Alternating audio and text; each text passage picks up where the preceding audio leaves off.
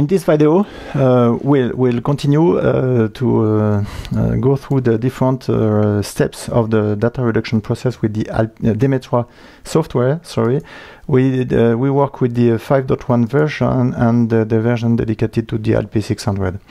So I continue. I go to the Manage Observation module.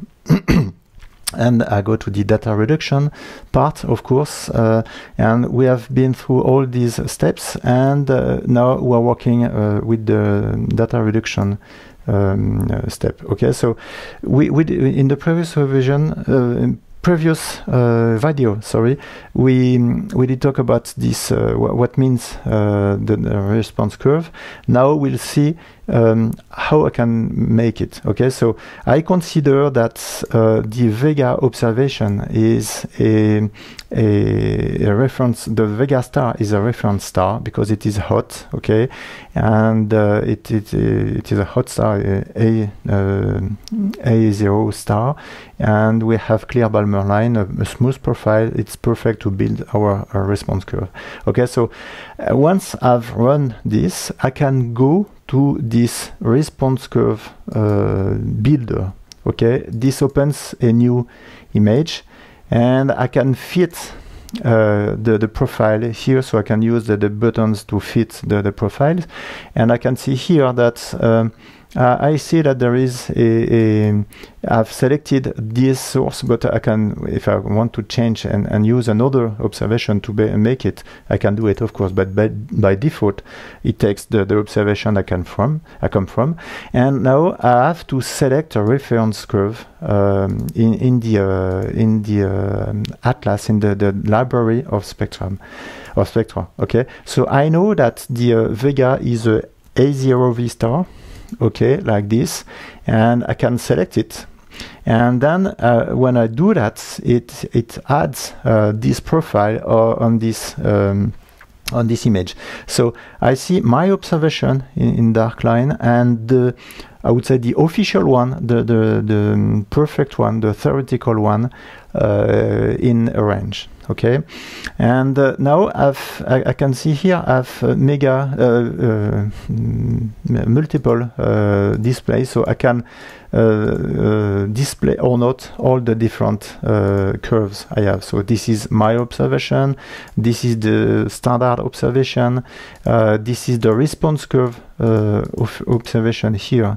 To make it well, before any processing. This is, I think I could have something here. Yes, this is the response curve I can have before any smoothing and so on. Okay, so I can see show the different images, and by the way, I have here two buttons which are important because it gives a combination, a useful combinations of the different information I need. Okay, so this is my observed, this is my theoretical. Well, this is the response curve, theoretical and the smooth one. So for the moment they are exactly the same, and in the other button I can see directly my observation with the correction applied with the response curve. Okay, and so these two buttons are very useful to see the effect of what I'm doing right now. Okay. Well, when I look at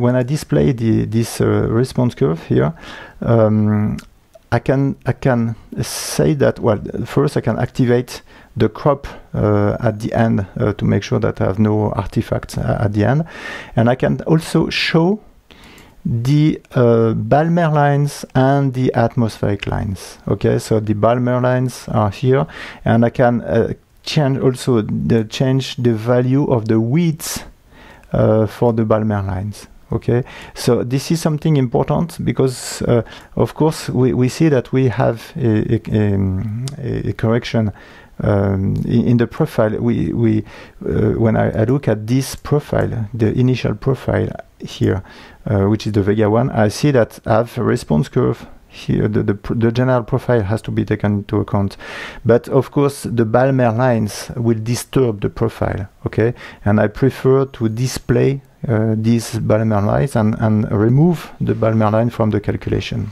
Okay, so it is done automatically in Demetra. I can just show them and see how it works. Okay, now I come back to my corrected profile. So if I activate or not for instance here the Balmer lines, I see that here I can see the effect of the Balmer lines. If I correct from the Balmer lines, it will remove this part. Okay, and then once I've selected these both lines, I've shown activated the crop, and I've shown the Balmer and atmospheric lines. So the atmospherics are in the top right here. Balmer are the orange ones. Okay. I can, of course, play with the filter here to remove any noise I can see here. So this is a little bit tricky. This is quite subjective, I would say. What is important is that you do always the same way. Okay, but I would say in my case that this is something like that. So I smooth something to remove any small details that I consider are not a feature in the response curve, but I can just smoothen a little bit this noise. Okay, and then I do consider that this image, this profile is now correct. Okay, I can play with it, and then I will save it, and I can call it well, for instance, Vega response. Okay, I save it, and well, do you want to set this curve to automatically the observation? I say yes, and in this case, when I exit from this window, I will see my response curve here. Okay, and then when I apply, so I select it, I apply it, and then I can see the result of the observation after the response curve correction. Okay, so in this case, of course, I did use the response curve I just built from this observation, so of course the result is correct. But now I can reuse this response curve I made with the Vega observation and apply it to all my other observations. For instance, in the night, this is what I've done for this night. Okay. So this is how to build the response curve, and well, now just have to run it, and that's it. And in the next videos, we'll see the last steps for the data reduction process.